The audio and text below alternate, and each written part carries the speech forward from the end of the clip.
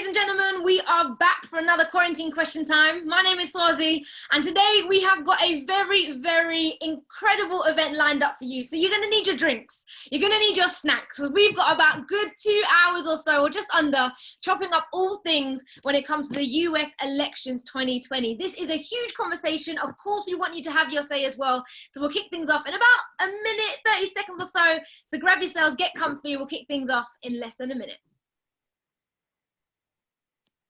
Good evening, ladies and gentlemen. My name is Swazi, and you are back right here with My Life, My Say for another quarantine question time. This event is huge. We've got so many good guest speakers, keynote speeches, Q&A sessions. It's all happening this evening. So get your drinks, get your snacks. You're going to be locked in for a good 2 hours or so, chopping up all things US elections.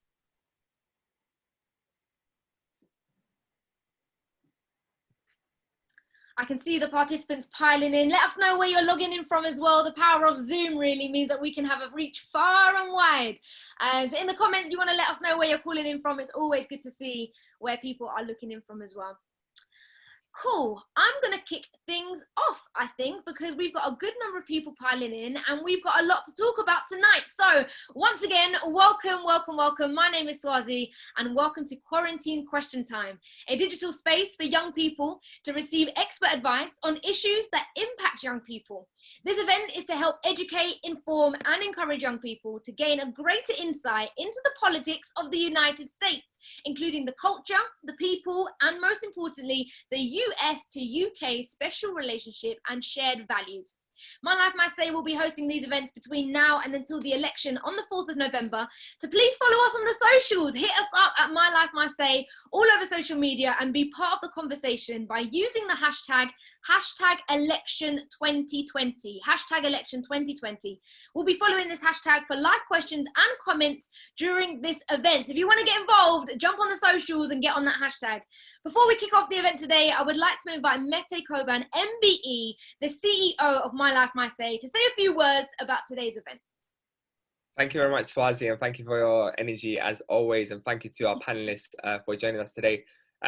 Mete from My Life, My Say, we're very pleased to be hosting this series of US presidential elections, to be informing young people about how the process works, understanding why this relationship matters a lot. You know, Swazi, you would know this, but we always hear about the special relationship, but we're never really taught at school about what it actually means, and, you know, how, especially when we look at some of the biggest issues facing our society around climate change and others, how we can both collectively work together to create good around the world.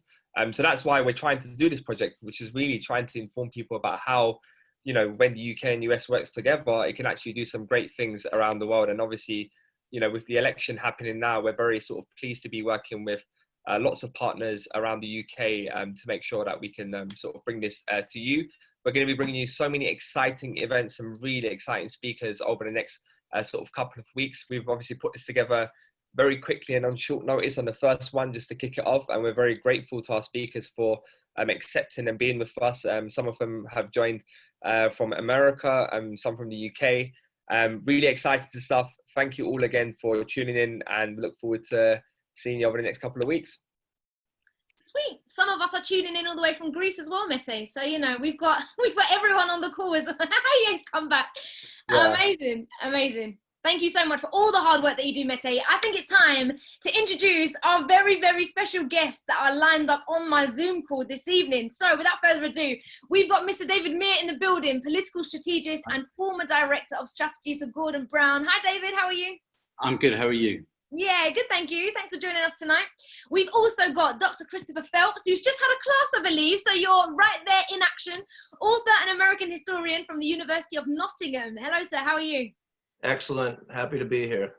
I want your background. I'm already jealous, and we're only, 4 minutes in, so. We've got Cameron on the call. Cameron, American activist and advocate against gun violence, instrumental in the March for Our Lives. Hi, Cameron. Trying to find hey everyone, how's it going? Yeah, good man, good. I have to say that Cameron and Clara are not in the same car, although that does look like it's going to happen. Clara's in the building. It's funny. I have actually, today is the day I move out of this car. This car has been my home for the past 4 days. and we're moving out now. But this has been my office space. It's been really, really wonderful. We all need that background, Cameron. We're doing it. We're living in 2020 in a lockdown. Some of us are in the car, so I love it. I absolutely love it. We've got Clara as well, social media influencer and American activist. Hello, Clara. How are you?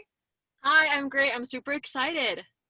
We're excited to have you, sis. Absolutely excited. And last but certainly not least, Sarah Jabir, activist and former external relations at United Nations Democracy Fund in New York. Hello, sis. How are you? Hey, I'm doing good. Really excited to be speaking at today's event.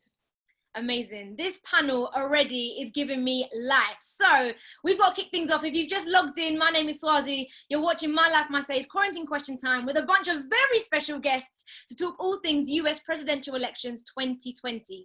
Now, before we start, I need to go through today's format. We're going to have some keynote speeches, followed by a review of the first presidential debate, Trump versus Biden, and then a panel discussion with Cameron, Clara, and Sarah, all about young people being involved in the US elections, both in the US and the UK.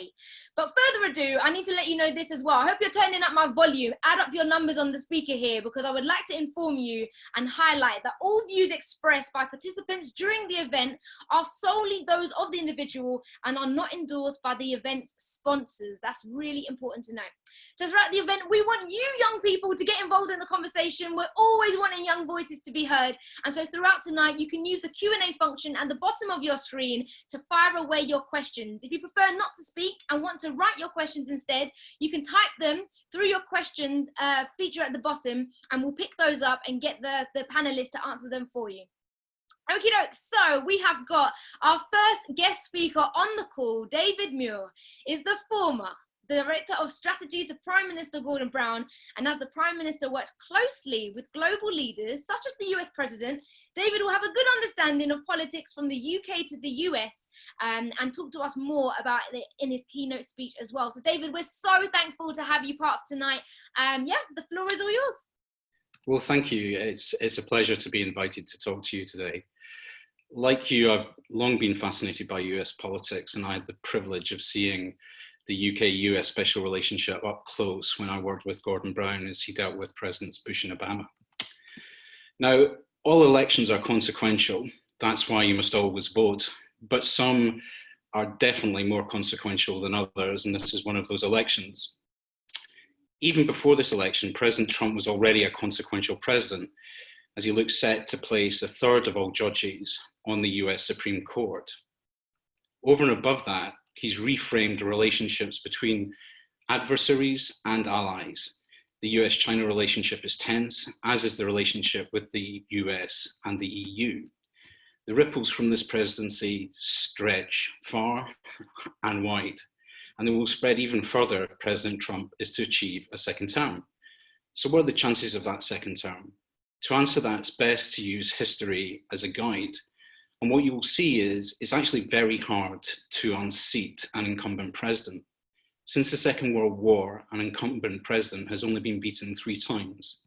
The defeated presidents were Gerald Ford, Jimmy Carter, and George Bush. In other words, 2 were unseated in the decade of tumult that was the 70s, and 1 in the early 90s. That's how difficult it is to unseat an incumbent US president. Moreover, not only is it hard for an incumbent president to be unseated, it's very hard for a former vice president to get elected. Discounting vice presidents who stood for election after a death or an assassination of an incumbent president, there have only been 5 out of 45 vice presidents who've ended up sitting in the Oval Office. They are John Adams, who was ambassador to the UK, so the very start of the special relationship even after the War of Independence. John Adams, Thomas Jefferson, Martin Van Buren, Richard Nixon, and George Herbert Walker Bush. Now, it's worth noting that 3 of these 5 politicians were in the first 50 years of the Republic. In other words, what Joe Biden is trying to do is very difficult, if not close to impossible. But Biden has got a lot going in his favor. By any objective measure, President Trump has had a very difficult crisis. The US economy has declined by nearly 1/3 in the second quarter, and his approval ratings, which have always been low by historic standards, appear to have a clear floor of about 40%. And those approvals continue to stagnate. And he went into the first debate with a well-researched story in the New York Times that broke over the weekend that detailed in quite excruciating detail his tax affairs. Now, most voters who will have watched the debate this week, very few will have actually watched that debate to make up their minds, and we can talk more about that later. And that may also account for the reason why it degenerated into an ill-tempered bar brawl. As one news anchor described it as they cut away from the debate, that was a hot mess inside a dumpster fire, inside a train wreck. Another of his colleagues was more succinct. Her take was, what a shit show. We have learned very little in the debate about policy. Instead, insults flew, and towards their end, there was a hint of real menace as President Trump called on a far-right supremacist group to stand back and stand by. As a result, and it's still, I think, too early to call, but I think there's one thing that's very significant out of the debate, which is that it appears highly likely that unless President Trump wins, he will call into question the validity of the election. And the question would be... Sorry, I wonder if I could jump in actually, because you raise a really good point about there being a relationship between the US and the UK. And just because I know that someone was going to bound to ask the question, I thought I'd jump in first. For yourself, what does that relationship look like? And during your time working there as well, yeah, we didn't have Zoom, we weren't in a pandemic, we weren't in lockdown. So what did that look like, your work here in the UK and in the US? What did that look like? Well, look, I mean, the UK-US relationship is very important, and that's what I was going on to say. And in some ways, it will continue despite who is the winner of the campaign. And the reason for that is very simple, which is there is a very deep and tight security relationship. Where there's very kind of close cooperation on issues of national security. And there has been in the past areas of cooperation on things like nuclear proliferation, on trade, and on climate. Now, where President Trump has disrupted that, and he has his reasons to disrupt that, there's less cooperation between the UK and US working in tandem on issues like climate change. There's less working in tandem on issues like trade, but still at the end of the day, the absolute copper bottom of that relationship is the security underpinning, which is partly about the intelligence services, but also about kind of cooperation between between the armed forces, and that is something that kind of continues despite who ends up sitting in the Oval Office. Yeah, and we can't make that decision just yet. I suppose that's why we're unpacking all of this conversation. But for you, and knowing that relationship between the US and the UK, my last question would be, what themes or what topics would you love to see the US and the UK work on really closely together? I think kind of number one is climate change. So there was supposed to be a climate change summit in Glasgow this year, which has had to be postponed because of COVID. But the planning for that kind of goes ahead. And that is the greatest challenge our whole globe faces, which is climate change.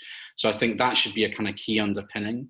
I think openness towards trade, which is going to be something that's going to be very important to Britain in a post-Brexit world, is going to be absolutely key. And then I think the third area of cooperation is how you meet and master the challenge that will increasingly come from China as it continues to kind of grow and expand. So those would be the three areas. And then over and above that, I would argue that the issue of nuclear proliferation is something that is absolutely key for cooperation between the two countries. Amazing, amazing. David, thank you so much for your experience, so much for your gems there as well, and your topics about which ones, for the US and the UK to work on really closely. And like you said, regardless of who gets the most votes, this relationship will still stand. Of course it will. So we're going to come back to you really, really soon. I'm going to jump over next to Christopher. I'm sure Christopher's there waiting on Zoom because we've got another keynote speech coming in, which is so exciting. As Christopher finds, or as I should try and help him find the video button. Let me give you a little bit of an introduction about Christopher. So born in Washington, Christopher Phelps is a historian of modern American he's waving, of modern American political and intellectual life, and has taught at universities across the world. And this area, in terms of US elections and how this all works, I'm really happy to say that this is your bag. So we need to know how it all works. I wondered if in your keynote speech you could take over and run us all through. So Christopher Phelps, thank you so much for joining us. Over to you. Right. So the structure of American politics is that it's a two-party system. It's not a two-party system because only two parties are allowed, but it's a two-party system because it's very, very hard for any third party, the Greens or the Libertarians or anyone else, to compete with the Democrats and the Republicans. And that comes from a winner-take-all system. It's not parliamentary. And especially at the national level, it's virtually impossible for a third party to make any kind of difference, except possibly to spoil the race from the point of view of the two major parties. So you have the Democratic Party, which is the more left party, which at this point has actually two outlooks within it. A moderate wing, which Joe Biden, who's the Democratic nominee for the presidency, represents, and it's got a newly active left wing. Bernie Sanders ran in the primary and was defeated, but nonetheless, a huge part of the party voted for him, and he took states like California that are significant states. And of course, the rising star of the party is Alexandria Ocasio-Cortez from the Bronx, who is very much in Sanders' camp. But those two wings have unified in this election, and they're unified to defeat Donald Trump. And the Republicans, of course, represent the right, and the Republicans have morphed into something very different from, say, my father's Republican Party. It's become much more aggressively right-wing. And we can get into the policy questions if we want later. But let me just explain the American system, which is that it is run by an electoral college. And what that means is that the presidential race will play out state by state. And there are some states, which the media calls red states, that are almost guaranteed to go Republican, and some states that are blue states that are almost guaranteed to go Democratic. And so when you're watching at the election results, you're going to want to pay attention to a few specific races. The race for the presidency will come down to a few states. States like Wisconsin, Michigan, and Pennsylvania, which Trump won in 2016 against Hillary Clinton. States like Arizona and Florida, where it could go either way. Ohio, and so forth. And because you have to win enough of the electoral college to get elected president, and those are usually winner take all at state level, those delegates. And the voters, of course, are roughly, 40% of the population on either side are aligned heavily with either party. And then there's these undecideds or center voters who can shift either way in a given election. And so even within those few states that are left in the electoral college that really matter, it's going to come down to those few voters who both parties are fighting to convince. And if I could say one more thing, there's a lot more to be said, which I can say in the discussion. I don't want to hog all the airtime, but the United States is the world's oldest democracy at this point. And it was the first in modern history with the American Revolution, establishing a republic. There have been elections since the 1780s in the United States continuously. But this is the first in which a president of the United States has said he won't necessarily accept the result. It's an absolutely stunning development to me that the president of the United States is essentially preparing his supporters for a crisis of constitutional democracy, and opening the door to a prospect of great electoral chaos, questioning the validity of mail-in ballots, questioning the integrity of the election process. All independent observers think that the electoral process has great integrity in the United States, that there's no real problem with these mail-in ballots. But because President Trump is already telescoping that he probably will lose, he is going to be a sore loser. And it opens up a prospect of a kind of nightmare, I'm afraid to say, and a kind of unfolding spectacle. We may well not know on election night who won. Yeah. It may take a great amount of time to sort out, and it may be very, very messy given the passion. And particularly given the kind of voters who support him and the kind of froth that they've been whipped up into.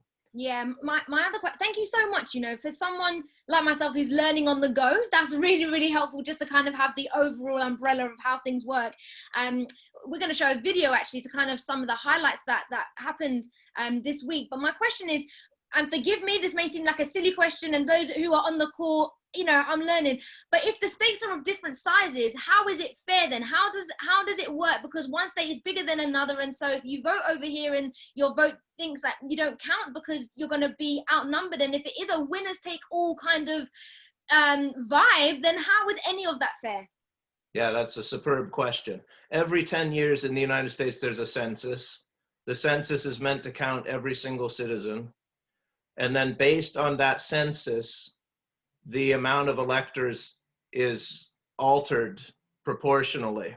Right. And that's how the House races are also determined that way. The number of seats in the House of Representatives in Congress, which is the lower house of Congress. There's the Senate and the House, and then the presidency. And by the way, the other thing to watch in this election that's going to be very, very interesting is the Senate, which has been controlled by the Republicans, may well go Democratic.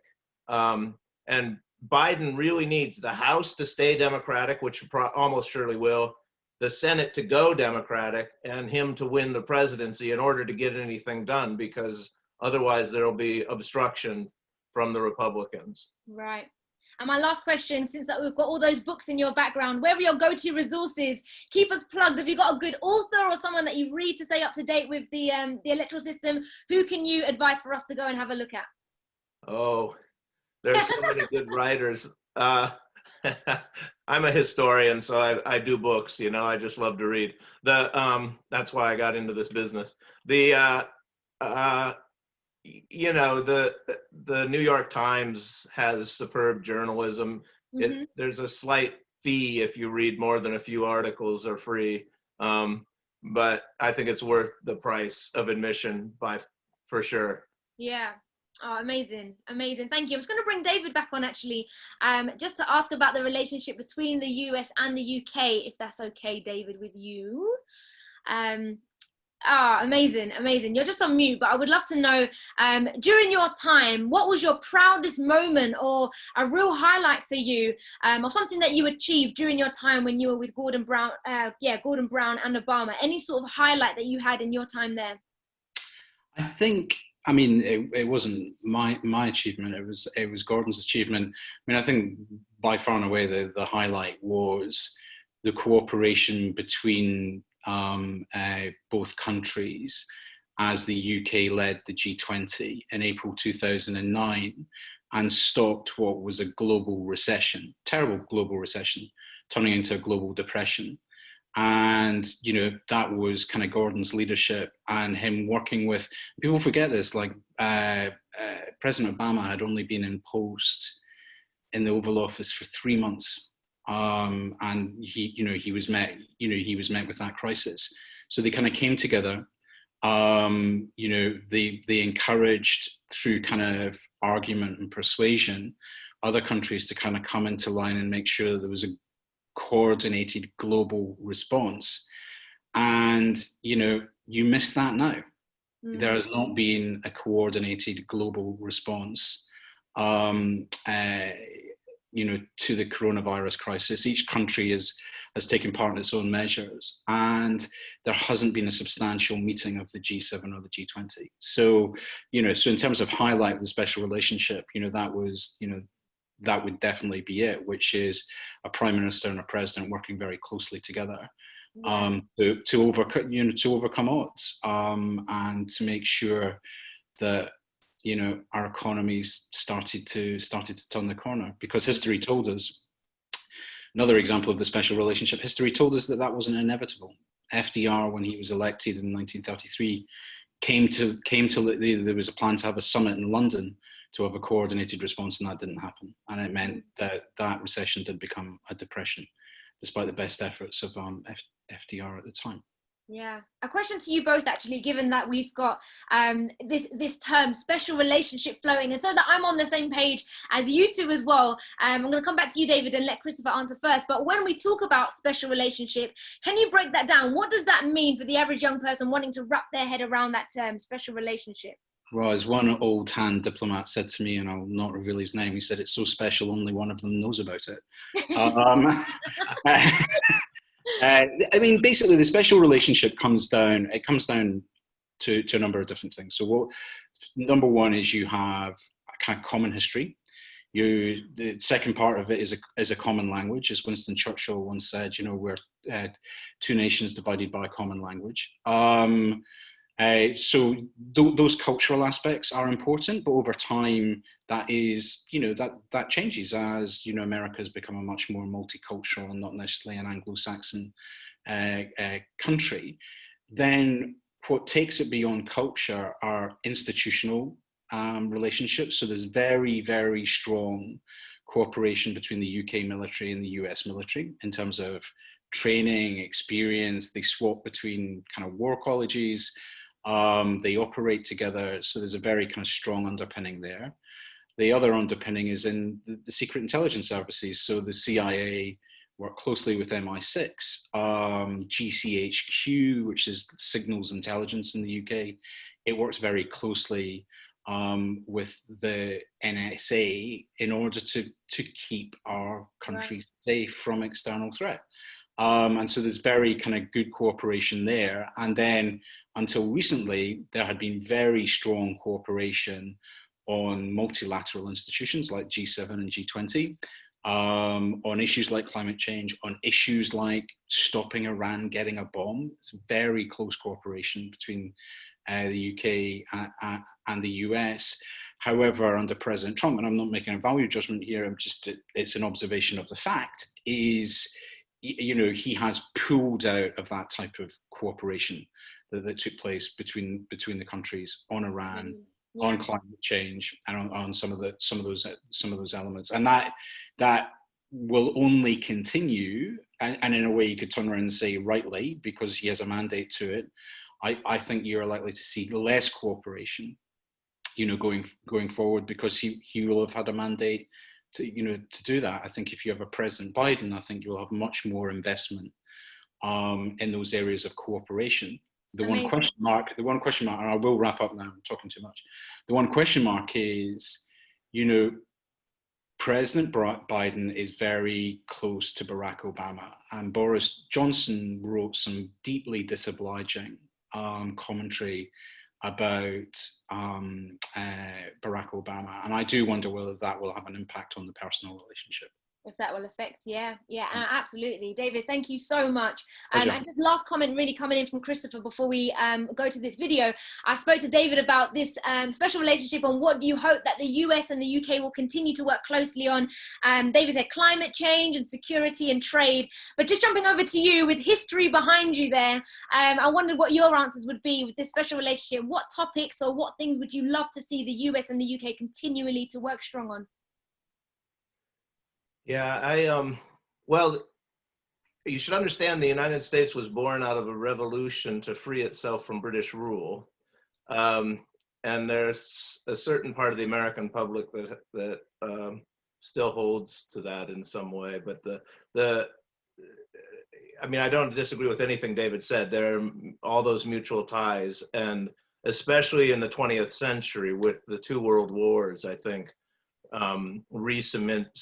cemented a closeness. I think it's a sense that the two countries have enough shared values and shared interests that they represent a bloc in world affairs, really is what the special relationship is meant to express. And I think climate change is at the top of the list, but of course with President Trump, he's a climate denier. There's absolutely no possibility. One thing to think about that's really interesting that I haven't completely worked out myself, but it is true that British politics and American politics move in tandem. Yeah. So you had Thatcher elected in 1979 in the general election in Britain. You had Reagan the year after. In both countries, that was a right turn. And then you had Clinton in the 90s in the United States and Blair in the 90s in the United States. And then Brexit and Trump in the same year. There is a way in which the two countries' politics are very synchronous at this point, despite all the subtle cultural differences between Americans and Britons that we feel when we're together or when we're in our respective countries. Although I have to say that when I take a plane home now, I feel like I'm going home to America. And then when I come back here, I feel like I'm coming home again. So I've been here long enough. And then I feel alienated in both cultures too. So, it's a paradox of the expatriate, I guess. But in any case, I think there is a closer spirit, political spirit between the British people and the American people than they might understand. If you look at various events, you see them moving together. Yeah, amazing. That's a really nice way of summarizing, to see these things in tandem happen. So if something happens out, on our pond and we think, oh, actually, let's keep our eyes on what's going over on in the US and vice versa. That's a really good way of reflecting back and forth. So thank you to you both. Thank you to David. Thank you to Christopher as well. Thank you so much for your time and your expertise. We'll definitely be following you guys and everything that you're up to and My Life, My Say as well. But Clara, we've got Cameron on the way as well, and also Sarah. So we're coming to you guys soon. But this week we saw the first presidential election debate between Trump and Biden, and My Life Must Say has pulled together some highlights to watch now in this video. So let's take a look at this.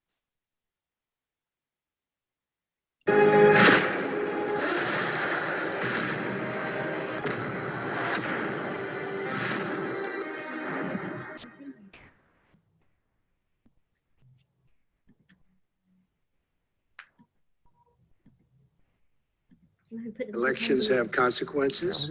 We have the Senate, we have the White House, and we have a phenomenal nominee, respected by all, top academic.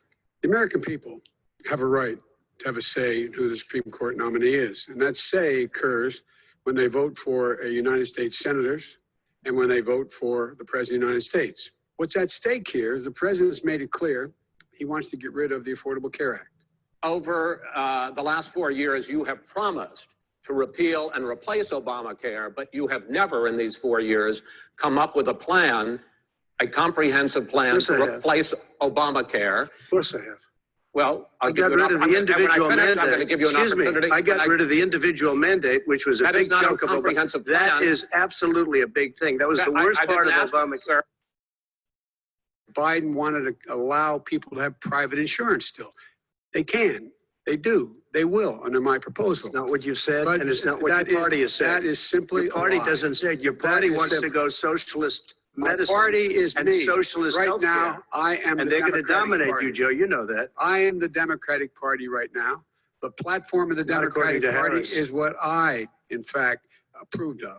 If you were here, Look, it here's wouldn't the be deal. 200. It would be 2 million people because you were very late on the draw. You Late didn't on want the me to draw. ban China, which was heavily infected. As you said, over 7 million infected in the United States. By Easter, this would be gone away. By the warm weather, it'd be gone. Miraculous, like a miracle. And by the way, maybe you could inject some bleach in your arm, and that would take care of it. This is the That same was man. said sarcastically. That was you him. know that. I That know. was said And sarcastically. so here's the deal. He wants to shut down this country, Oh. and I want to keep it open.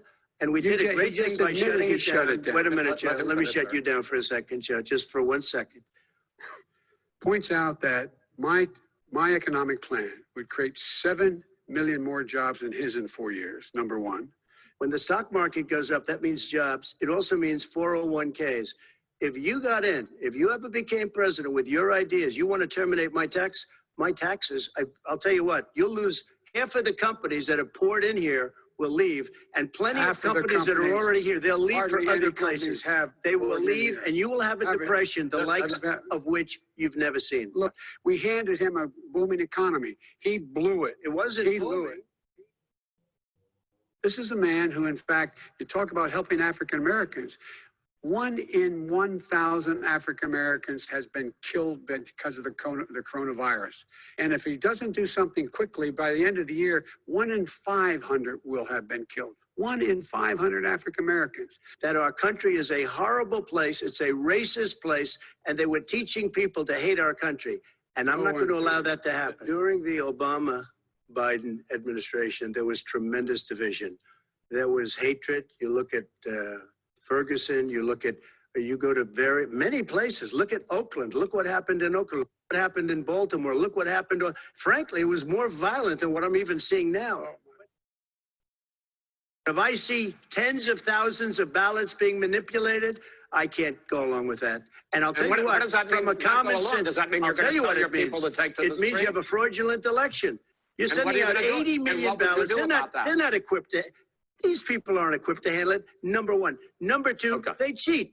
They cheat. Hey, they found ballots in a waste paper basket 3 days ago, and they all had the name military ballots. They were military. They all had the name Trump on them. Some of these ballots in some states can't even be opened until Election Day.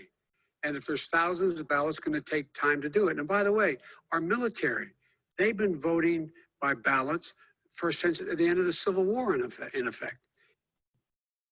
Is it true that you paid $750 in federal income taxes each of those 2 years? I paid millions of dollars in taxes, millions of dollars of income tax. And let me just tell you, there was a story in one of the papers. I paid $38 million 1 year. I paid $27 million. Show us your tax returns. I went, you'll see it as soon as it's finished. I want crystal clean water and air. I want beautiful, clean air. We have now the lowest carbon. If you look at our numbers right now, we are doing phenomenally. But I haven't destroyed our businesses. Our businesses aren't put out of commission. If you look at the Paris Accord, it was a disaster from our standpoint. And people are actually very happy about what's going on. We spend billions of dollars now, billions of dollars on floods, hurricanes, rising seas. We're in real trouble. Look what's happening just in the Midwest with these storms that come through and wipe out entire sections and counties in Iowa. They didn't happen before. They're because of global warming. We make up 15% of the world's problem. We, in fact, but the rest of the world, we've got to get them to come along. That's why we have to get back into the Paris Accord. It's a very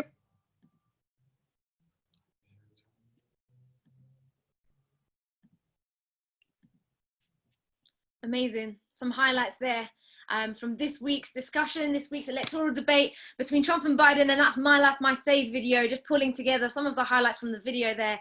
But we've got Clara, Cameron, and Sarah joining us now for a very, very special Q&A.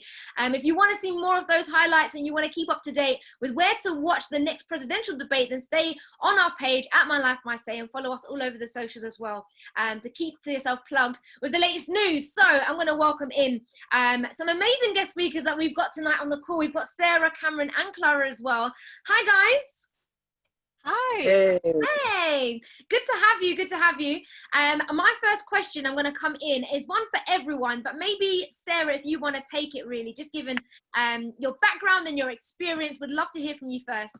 The first question of this evening for this section is, how can British young people take part in the US election, influence, or simply have a voice?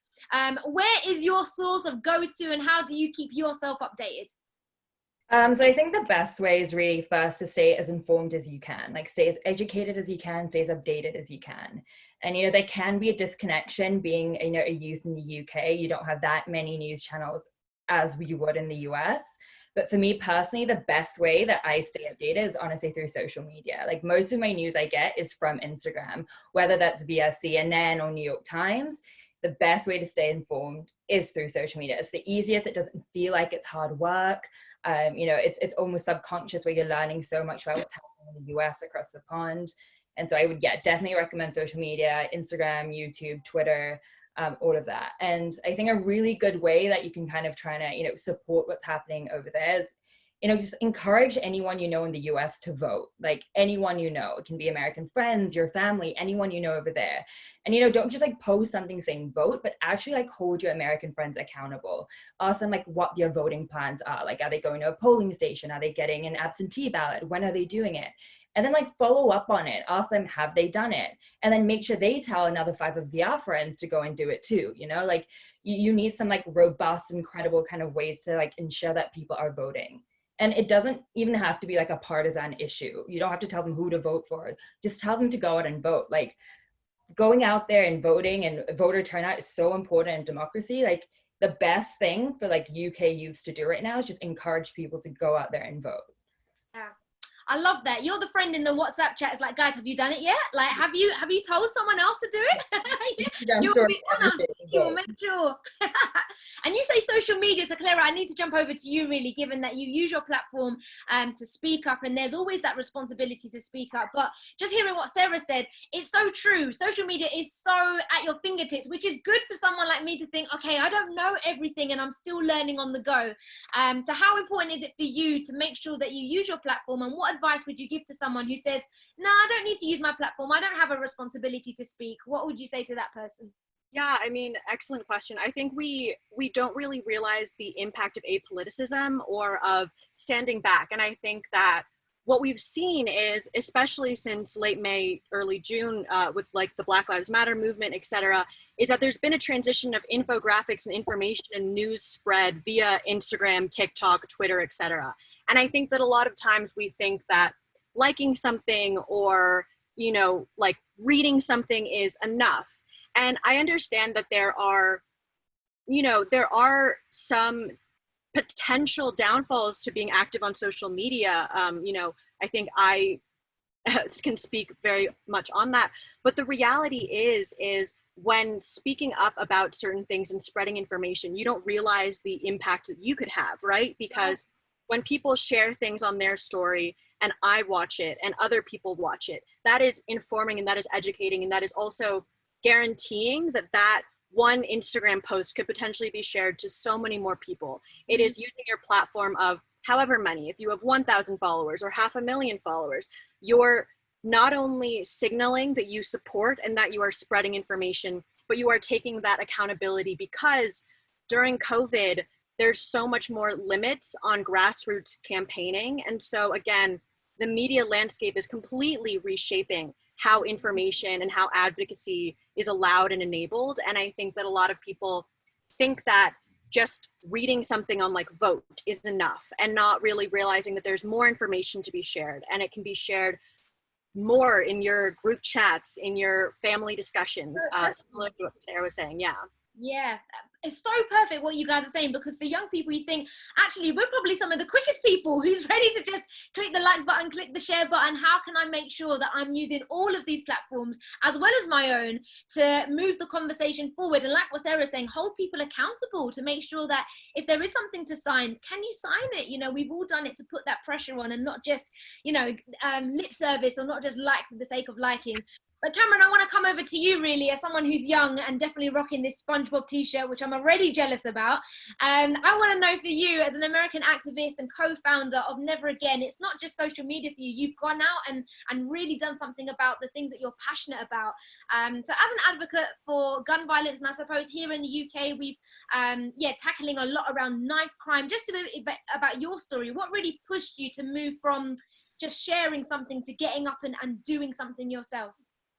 Well, first of all, I will say I feel so bad for anyone really in the UK, especially young people who want to get engaged, because it's difficult to directly impact the US election when you're overseas, and yet the US election is often a matter of global safety. So you have to watch a bunch of Americans, a very, very uneducated country, if you look at the numbers, squabble about while you have to often pay the price for our horrible mismanagement. So I'd like to apologize to everybody overseas for being the stupid country.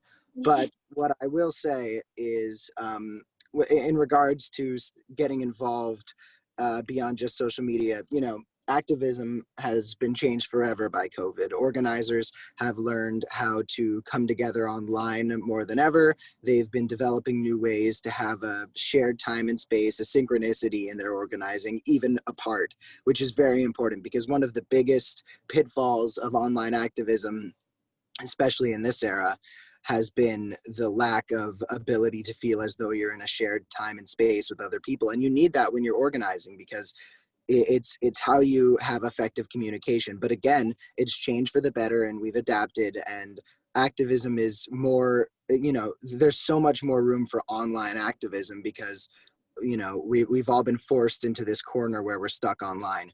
So I've always been quite critical of online activism. I think that those Instagram swipeable infographic posts are the dumbest thing in the entire world. I think they're often filled with misinformation.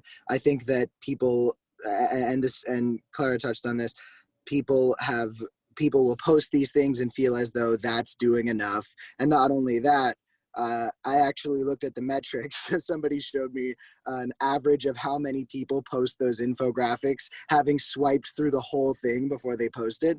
The numbers are not impressive. People will look at the first slide of an infographic, post the thing, they don't even know what's on it, they don't even read it, they just want to have this superficial, gilded appearance as though they are. Yeah. Sorry? As if to say that they've already done it, like posting it and sharing it.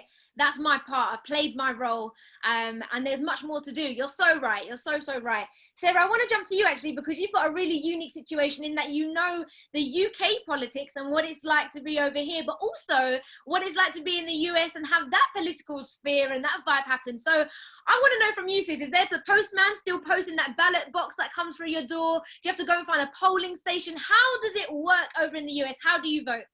In the US or the UK?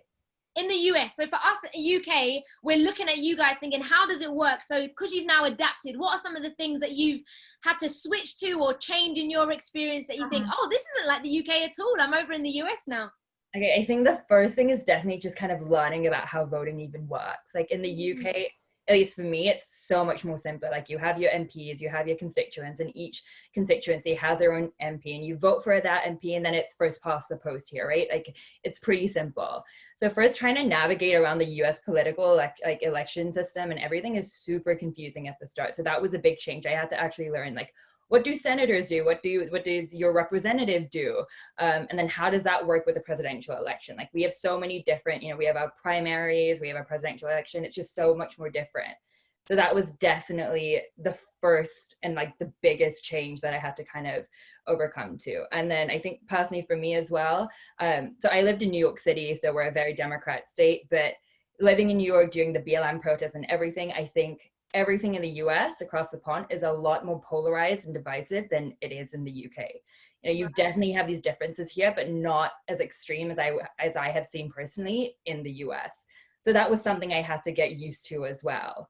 And yeah, those were the two biggest things, I think. Yeah, that would probably be mine as well. I thought, oh my gosh, if I moved to New York, where would I even begin? But I think it's really encouraging to hear your story, to say, well, it's not, everyone will have to start somewhere, and it's not as huge or mountainous in your head once you start working things out. So yeah, really lovely to hear from your experience as well. Clara, I want to jump over to you, given that we were talking about social media and talking about platforms, and also before talking to David and Christopher about that special relationship. So for a young person who wants to get involved and wants to have a say in what's going on over here, what top tips would you give that young person to say, yeah, there's plenty of room for you to have your say? What would you advise?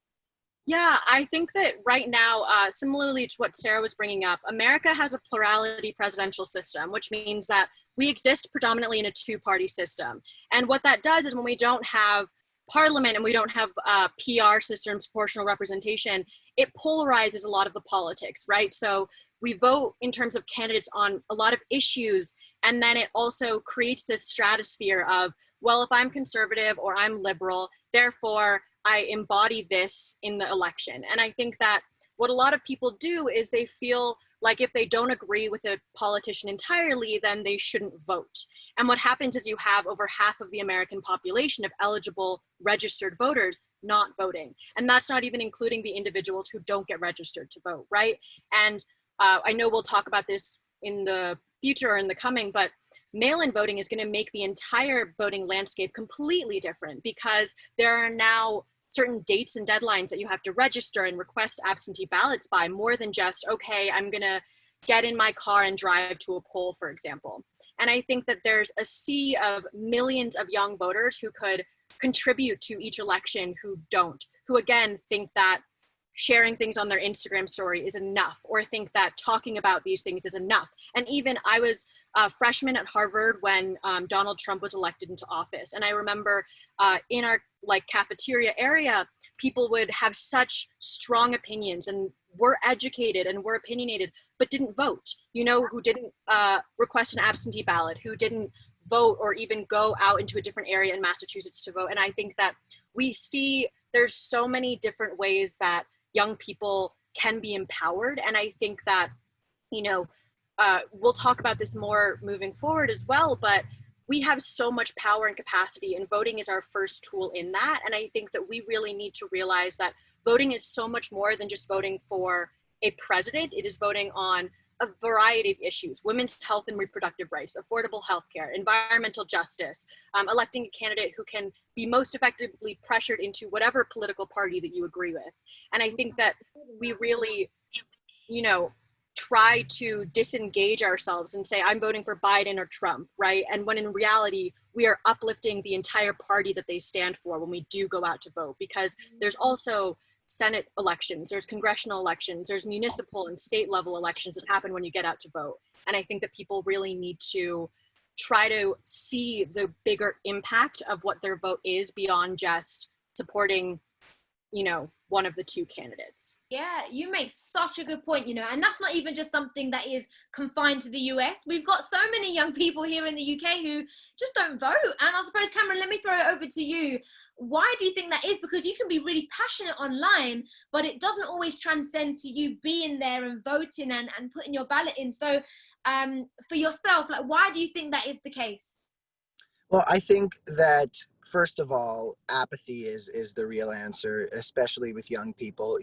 Because of youth activism being so important, people characterize young people as very, very caring, very, very thoughtful, and a lot of other things would, in all reality, the majority of people, especially in America, simply do not care about issues unless they're being directly impacted by it. And you learn that when you're organizing with gun violence.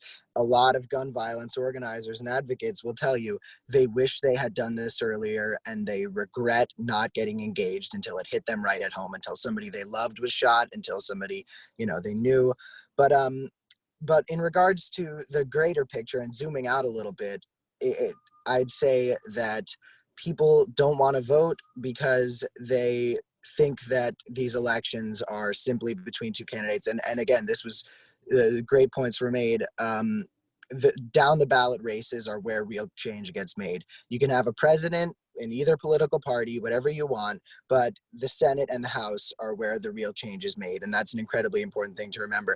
And for the members of the American left, for example, who don't want to vote for Joe Biden, they have to realize that they can go vote for Joe, they can support him, and they can win massive victories in the House. And you've seen it this year. This has been an amazing year for the left, at least in congressional victories. My friend Mondaire Jones, who is about to be one of the first Black gay congresspeople, won in an election that nobody thought he'd be able to pull. So there's really great change to be made. And the last thing I'll say is, America asks a lot of its young voters. America asks a lot of young voters to vote for people who don't represent them. Joe Biden is from an administration where war crimes were committed. Joe Biden was part of the 1994 crime bill, which is one of the more racist things to happen in this country in the past 30 years. And that's saying something because our president just told a terrorist organization to stand by. So there's a lot to do. There's a lot that's going to be needed. And both of you make a really good point that it's more than just the two candidates. And I suppose if young people really had the idea of, okay, my vote counts for more than this just one decision, that would really mobilize a whole group of people to come out and vote. And I'm not talking to just young people who don't vote. I'm also knowing on this call with all of the participants who've joined this evening, there are people who are definitely passionate about this. And so Sarah, just jumping over to you before coming back to Cameron in a second. But also young people, we've got fresh legs, you know, we've got fresh legs, we've got a lot of energy, we've got a lot of spring in our step. What is it about being young and being passionate about politics or passionate about any sort of area that you really care about? Why is that for young people in particular such a big part of the conversation, and why does that drive such huge change? Well, I think right now, like more than any other time, it's a time where young people literally cannot avoid not being political in so many ways. I mean, you definitely still do have people who are apolitical, but it's a time where so many issues are affecting young people. Like, I mean, people who are on TikTok are affected by politics right now. Like, they want to stay on TikTok. It's things like that. People, kids don't know whether they can go to school next month. It all depends on like who the next president is going to be. And it's at a point now where you literally, as a young person, cannot avoid not being political because everything in your life is affected by this. So all this passion, all of this, you know, all this energy and enthusiasm you have, that's because at this point, like they cannot afford to be not political, essentially. And so it should all be targeted at trying to make change, trying to go and vote, trying to encourage your friends to vote and all of that as well. Yeah, no, that's a really good point about everything in our life is in some way or shape going to be affected by politics, whether we call it that or not. You know, everyone's going to be affected and definitely needs to have their say. Just because you mentioned TikTok, let me jump over to Clara as well. And just want to ask, when you care about something, for anyone who's watching this, welcome. My name is Swazi. You're watching My Life, My Say. It's quarantine question time. And you might be thinking, the US election just isn't my bag. Like, I don't really know where to begin. I don't know where to start, but I am passionate about racial justice, or I'm passionate about climate change, or I'm passionate about something here and there. So what would you say to someone who feels the stress or the weight of having to be caring about all of the subjects? Do you need to care about everything simultaneously, or is it best to start with one thing that you're passionate about? Yeah, I think it can be remarkably overwhelming to expect somebody entering the political landscape to know everything. And that is why I think, in a way where, yes, you have a widespread share of disinformation or incomplete information with like Instagram stories and Instagram news and TikToks, you also have it in a digestible way for people to say, oh, that's an issue that I reconcile with and that I care with. And I think that it is very important to not gatekeep the entry of politics now, especially because, as we've talked about, yes, there's always ways to improve as an activist. There's always ways to be better on social media or outside of social media in terms of compelling a message that you want to compel. But I think that there's so much potential in a willingness to speak, even if your voice is shaky, on issues of politics, of issues of racial or gender or sexuality, and inequality and discrimination, etc. And I think that because of that, it is so much better to start by listening to people with platforms, right? I've learned so much by watching YouTube videos, TED Talks, speeches, reading, because again, there's so much information out there and it can be overwhelming to know where to start. But I think, again, social media makes it so that there's so much, right? And you can just go onto a platform and watch and try to understand and use hashtags and use campaigns to say, okay, I don't know enough about, for example, Black Lives Matter. Let me look at this hashtag and watch all that has really benefited.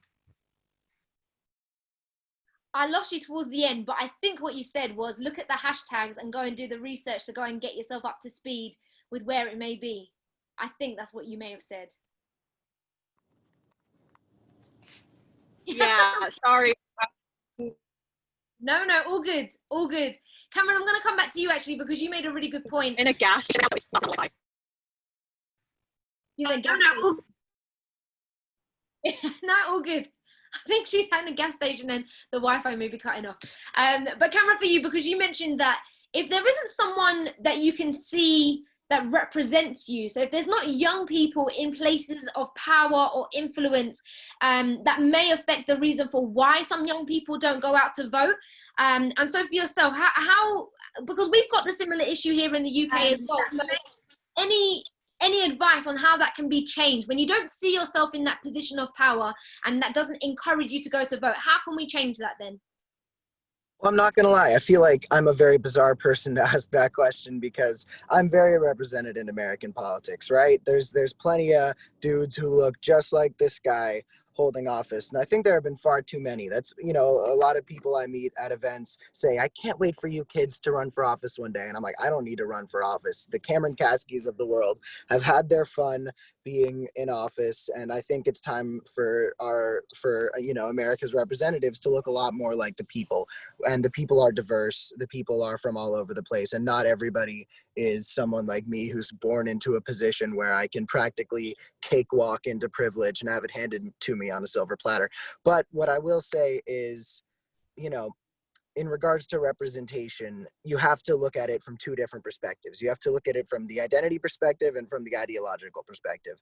So, for example, a lot of people of color in this country and a lot of people who are immensely underprivileged, a lot of people who are marginalized, they look at Bernie Sanders and feel represented because despite the fact that Bernie Sanders is an old white man, Bernie Sanders represents ideas that they can get behind, and Bernie Sanders represents ideas that represent a lot of people. So people like Alexandria Ocasio-Cortez and Ilhan Omar, who are trailblazers in representation in the House. Bernie Sanders is somebody who looks like and comes from a place of people who have been able to hold office forever, but they're able to come together and unite behind a set of ideas. So as important as it is to have people who look like everybody in office, it's also important to remember that representation goes a little bit farther, and it's not just about who you are, it's about the policies that you're representing and how they affect people in this country who need the help. A1, absolutely, yeah. Couldn't really add more to that if I wanted to be honest. I think when we talk about diversity of thought and, you know, diversity of ideas, all of these things come into question when we're talking about politics, because you're right. Do I want someone who's going to represent me but thinks nothing like me and is completely disconnected from my background and my world? And yeah, we've got that in the UK as well. When you're talking about people who look like you, politics from my background looks very white. I was like, where are all the black people sometimes? I can't see myself, and therefore I don't always have that sense of trust behind some of the politics there. And so Sarah, for yourself, when we're talking about diversity and when we're talking about young people in particular, how do you feel now making that connection from the UK to the US? And when you look at that kind of that landscape, and you think actually in the UK can have a voice and be quite influential over where you are, what does that look like for you? Does it look like, you know, campaigns, or how would young people here in the UK come and support the things that you're doing, and equally have your support here with the things that we're doing in the UK as well? Well, yeah, like you said, campaigning is the best way. That's like to get your voice out, but you can do that in so many different forms. Like, yes, you can do it on social media, but go out and just even knock on doors, speak to everyone you know. It can be literally as simple as having a conversation. Like, if you want more diversity, if you're a person of color, if you're Black, go out there and speak. No matter what you want to talk about, go out there and do it. You know, whether it's like giving out flyers, speaking at, you know, your universities, doing a TED talk. It doesn't have to be something as conventional as like, you know, encouraging someone to run as an MP. Just get your voice out, make a difference in any way that you can. That's probably like the best way. That's how I would want someone to see it, like advocacy, grassroots activism, something as minor as that. I think, you know, just when one person does it, it'll create a ripple effect, right? There'll be a butterfly effect. More people will feel like they do it. Similar to what Cameron said, like seeing someone who does look like you isn't everything, but when I do see someone who looks like me, it gives me more motivation to go out there and speak as well. Yeah. And so like there is such a ripple effect with these things where one person can really make such a difference. And I think there's a huge misconception, especially amongst youth in the UK and the US, that like, yeah, as one person, like, what can I do? You know, I'm not gonna be able to do anything. And that's where a lot of this apolitical kind of like mentality comes from. Like, one person speaks and this will really make a difference. And so like, if you're a young person in the UK who wants to, you know, have your voices heard, who wants more diversity, speak up. Like, it's just do it. Exactly. And thinking about all the platforms that we've got, YouTube and SoundCloud and Zoom. I'm a Zoom pro now that we're in lockdown, in quarantine. I never even knew what Zoom was before. And so for Clara, anything that you're doing now in terms of campaigning or platforms that you're using, because just to jump back actually to Sarah, you said something so critical, sis. Like, to be encouraged is one thing, but then to have your voice encourage someone else happens when you speak. It happens when you get behind the idea that you've been scribbling about and thinking about. No, just get on and do it. We need your voice. We need everything that you bring to the table. So I just want to know, yeah, for me, Zoom has been a massive life change. Everything that I do now is coming through Zoom, which is really good fun. But Clara, anything for you that you weren't doing before the pandemic that is still keeping you active here in whatever lockdown looks like, or given COVID-19, anything you're doing now that you weren't doing before that's really helping you stay on top of political vibes? Yeah, I mean, the political landscape has transformed immensely just because of technology and social media, right? And because of COVID, it's really prevented a lot of the ability to organize in person or even canvass in some capacity.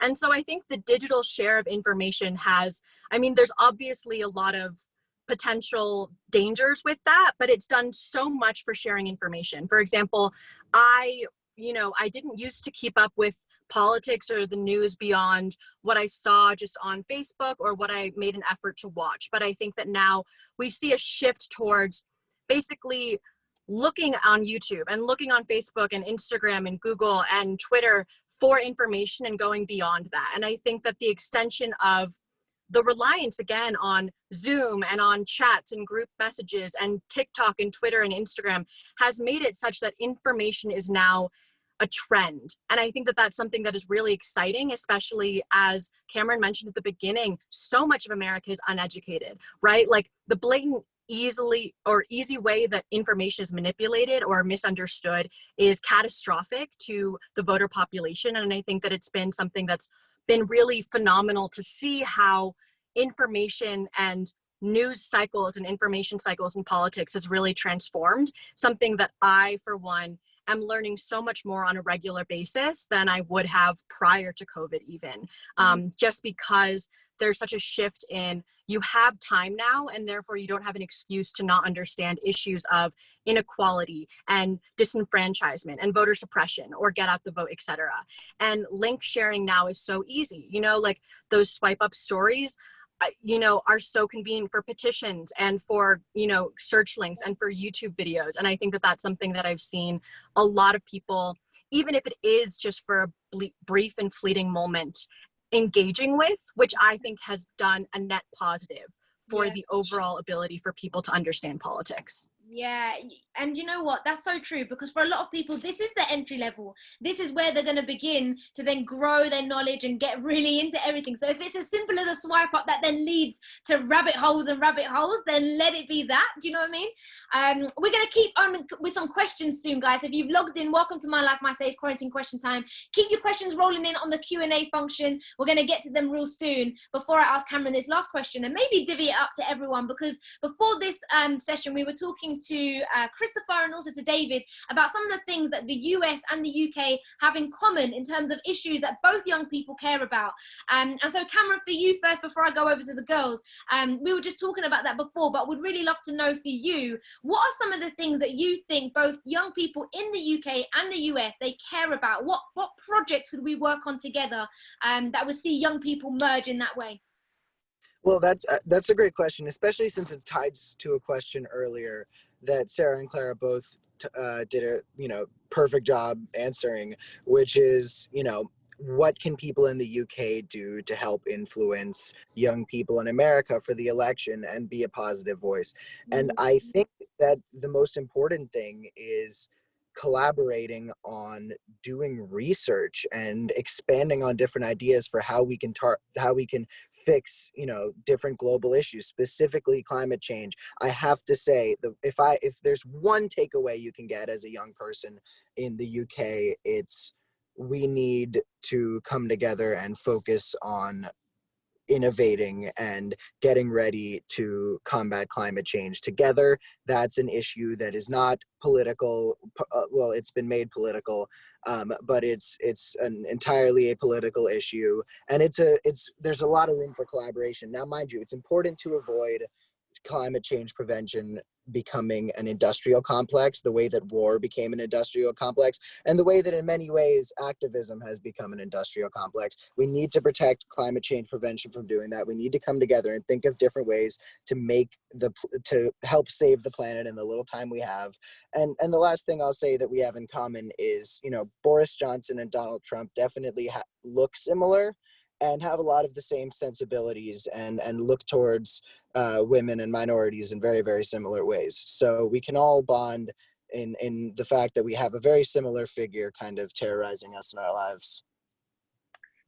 That will be the combining factor, the fact that the two guys have similar haircuts. But there's more to them than that. Let me jump over to Sarah as well. So yeah, climate change I think is definitely an issue that both young people in the US and the UK would care about and continue to care about, and that's why we'd work together. For yourself, any other issues that you think that young people in both camps feel strongly about? Well, definitely, firstly, I completely agree with Cameron on climate change. Like, it's a global issue. They should definitely work on that. But there's so many other issues as well. I think a really big one as well with all these BLM protests is definitely like institutional and systemic racism. You know, yeah. I think there is a misconception sometimes in the UK that institutional racism isn't a big deal here. It is. It definitely is. You know, the US and the UK have different histories of slavery, but racism is big on both sides of the pond. Absolutely. And this is something that both countries can really relate on, and youth should be just as active here as they are now in the US. So that's definitely a big thing as well. There is a little bit more complacency, I would personally say, in the UK, and more activism is definitely needed. So yeah, that's one big thing. But also like healthcare. The US and the UK have vastly different healthcare systems and completely different.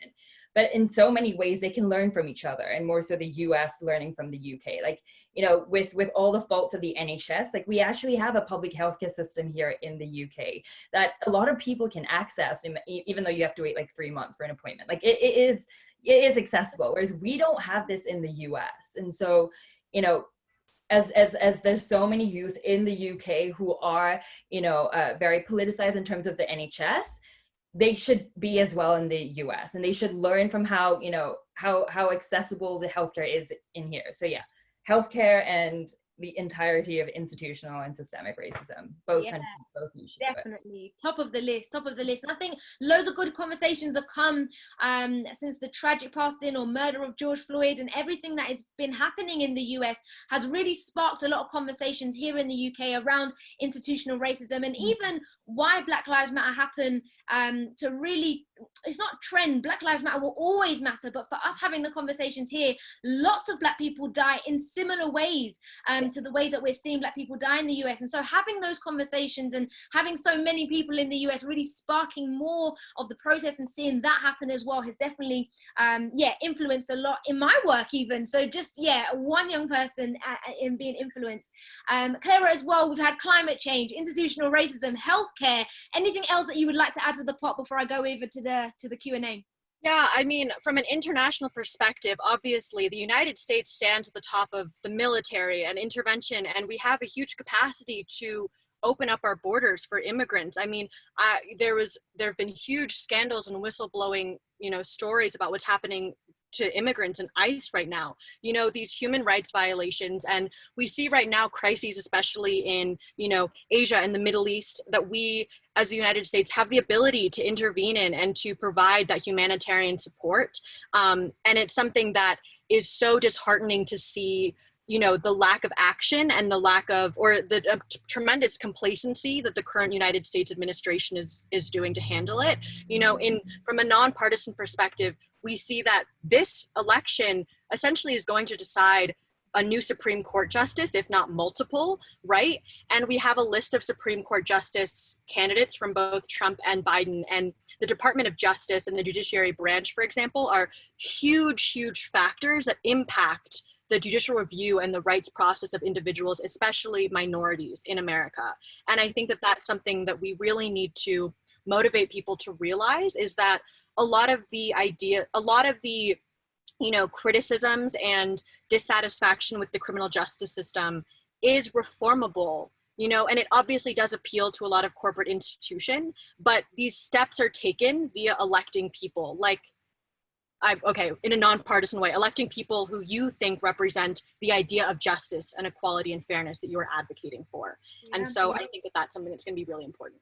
Yeah, justice is such a big topic, and a big topic across the world, outside of the US and the UK. It will forever be one that young people and of all ages will forever care about.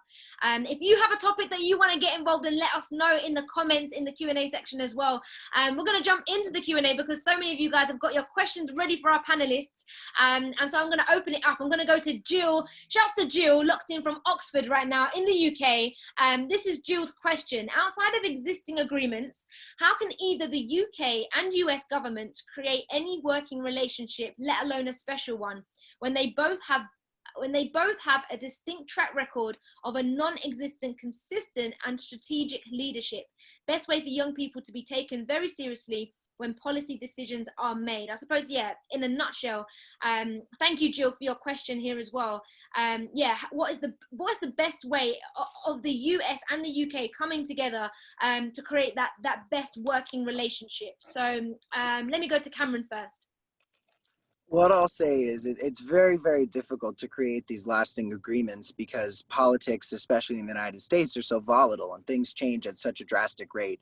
8 years of an Obama presidency versus 4 to 8 years of a Trump presidency, you're going to get such different approaches to foreign policy. Trump is a no friends, no enemies president. Mind you, he's got some friends, arguably in some pretty bad places. And also we've got some enemies, but you're going to switch between non-interventionalist presidents and presidents who want to have their thumb on the pulse of the majority of the world. So it's difficult to forge these lasting relationships when, for example, you've got the Paris Agreement, and Trump, he pulls out of that. Biden says we need to get back there. And it's going to switch every now and again. So what needs to happen is we need to try to find some sort of linear way to approach it. We need to be able to create a lasting relationship that has longevity and has the ability to change form and be malleable as leadership in the United States and leadership in the UK changes. Because as we can all tell, the next 40 years are going to be one of the biggest shifts in world history as to how countries and how civilization itself kind of works. Yeah. And we need to make sure that there's a plan in place on a slew of issues where it can last, even if there's a president who kind of wants to pull the plug on it. Yeah. Thank you, Cameron. Thank you so much. And thank you to Jill for your question. Sarah, I was going to ask you another question, but did you have anything to add before I jump in? No, well, I completely agree with Cameron. I think flat out, it is really, really tough to create these long-lasting relationships, especially because every 4 years we might have a different president. But, I think it was mentioned before, politics between the US and the UK, they work in tandem, right? And so there will always be some sort of relationship that's just going to be volatile. And creating something that is as permanent as you can get it to be will be difficult, but it doesn't mean that it shouldn't be done, I guess. So yeah, Cameron covered it perfectly. Yeah, no, absolutely. Sophie's locked in. Thank you so much to Jill for that first question. Sophie, she says, sorry this was touched on earlier, but I want to ask. There's no sorries on this conversation. We're always learning and coming back to back with these questions. She's got a good one, actually. She's asking, does social media mean that people are more informed on elections than they've previously been? Or does it mean that people are more manipulated into voting a particular way? That's a really, really good question, Sophie. Thank you so much for getting involved. Sarah, let me jump to you first, and then I think Claire is back now with the internet, so I'll come to you. I'll come to you in a second. Sarah, do you think that with the help of social media, young people are more informed on elections, or do you think they're being manipulated to vote a certain way? So I definitely think it's a bit of both. But I do think regardless of social media, people are going to be manipulated into voting a different way. I don't think social media necessarily means that like manipulation of vote a certain way is only started because of it. I think that's going to happen regardless. So I know Clara can say a lot more than I can do about this, but social media has definitely meant that more people are informed about politics, more so than ever before. And your statistics will back it up. Like more young people are informed because everyone is consuming social media. And you know, you can get information so readily. I think, you know, maybe in the 80s, maybe in the 90s, if I wanted to know, you know, a candidate's views, I'd have to go and search it up myself. Whereas now I can just go on my Instagram and I'll have these, you know, everything just put up right there on Twitter. It's just so easy. And so I definitely am leaning towards the fact that, you know, people are just more informed about it now than ever because of social media. Though I'm not disregarding the fact that, you know, it's pretty easy for people to be manipulated about it. I just think that it's going to happen regardless. Yeah. You can see the pros and cons of both sides. Absolutely. Clara, what about you? What do you think? Do you think that social media is helping people to know more about the elections or being manipulated to vote a certain way? So when I first heard this question, I think my immediate assumption was to say it's a net good because, again, information is there. It is a lot more easy to seek out and it is a lot more digestible. But at the same time, we see that a lot of echo chambers or communities are forming that just essentially build up pre-existing notions and confirm a lot of biases. And we see that in a way that hadn't existed prior to social media. But what we also see is a culture of keeping people accountable. And I'm not saying that cancel culture is or, you know, is being done the correct way or is being done in a way that is adequately dealing with these issues. But I think that we see a lot of people learning from example and seeing a digital footprint that didn't used to exist. And I think that that has done a lot of good to make people attempt to be intentional when being on social media, which I think has done a lot of good as well.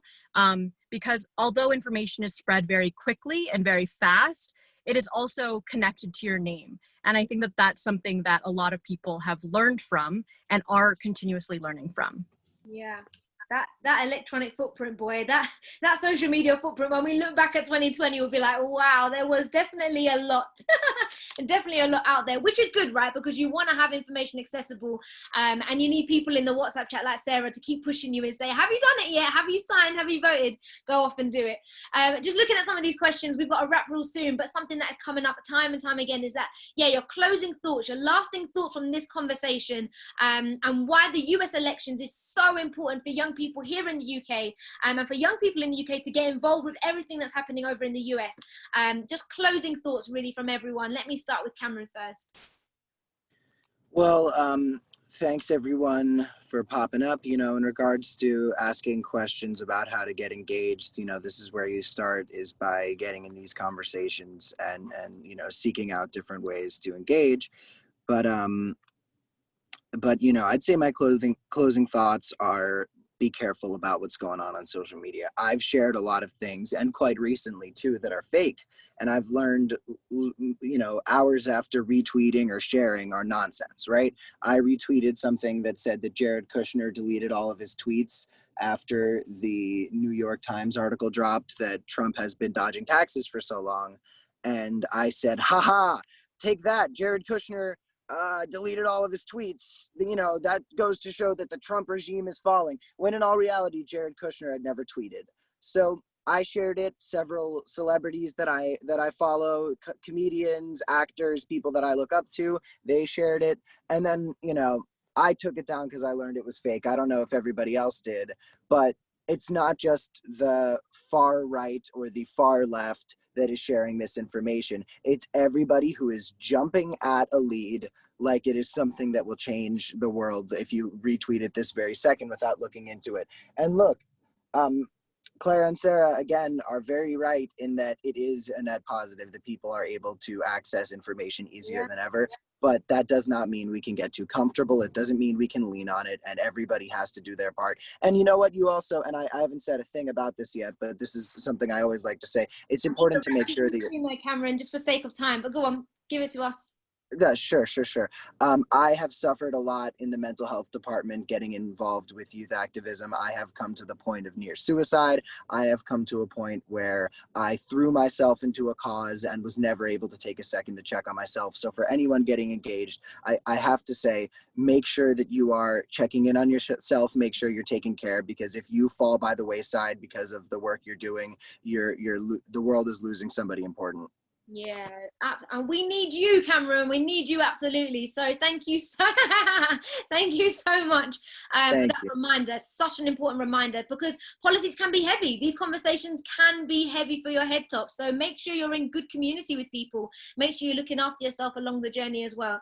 Cameron, thank you so much. And for yourself, Sarah, closing thoughts just around how the US and the UK, young people in both camps, can work together, and anything from this conversation.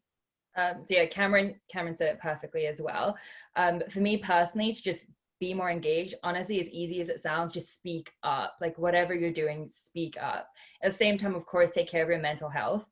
But there's a lot of people out there who are afraid to speak up because they're too afraid to say the wrong thing, or they're too afraid of being judged. Yeah. If you have views that you think can help others, speak up. If you have American friends across the pond, speak up. If any Americans have friends across in the UK, speak up, like engage with each other. And it's as simple as just being informed, like being educated in the simplest way. And like engaging in, you don't have to do something big and literally like go and join your constituents, whatever. Just speak up, talk to people, inform yourself, be educated. If someone who is struggling with mental health in terms of political activism needs someone to talk to, make sure you're there for them as well. Like take care of yourself, but take care of others too. And just speak up. Honestly, I keep saying it, but I really mean it. Like just speak up. It's so important. Absolutely. Thank you so much. Yes, speak up. 2 really important words to come from this conversation. And last but certainly not least, Clara as well, any last closing thoughts just around from the US and the UK, both young people, and anything we've spoken? Yeah, I think it's so easy for demoralization to compel people to not speak up rather than to try their hardest. And I think that, originally one of the first questions was, how can you get involved even if you don't live in the US? And because of globalization and because of social media, there are so many ways to donate, to participate, and to share information to your global network of people in the UK and in the US, right? That contribute positively to the US elections. As someone who, again, in less than 3 days, I was a literal trending hashtag on Twitter, and I received tens of thousands of death threats because of the activism I was doing. One of the most pervasive messages that I realized was these people will try to silence and shut you up and terrify you because they're scared of the impact you have. That's not saying you should run in the direction of online harassment, but it is to say that you will always face that retaliation when you are on the right side of history, or when you are encouraging people to be active in an institution that some people will try to silence you from.